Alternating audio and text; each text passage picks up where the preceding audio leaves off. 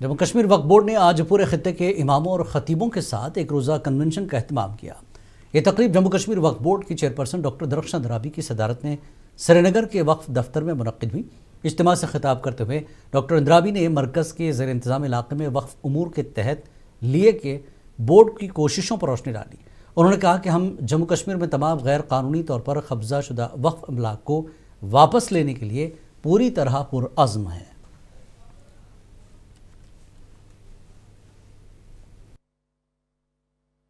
हमारे लिए बहुत बड़ी बात है, हमारे लिए नोबेल अवार्ड से कम नहीं है कि आइमा और इमाम खतीब जो हमारे मस्जिदों से दरगाहों से मुंसलिक है, उन्होंने इस तरह से यहाँ पे जो प्रोग्राम रखा, ये इस बात की गवाही है कि वक्फ बोर्ड आज के दौर में जो जिन चीजों पे चलना चाहिए था वो अब धीरे धीरे हम उस चीज पे, उस पटरी पे आ रहे हैं।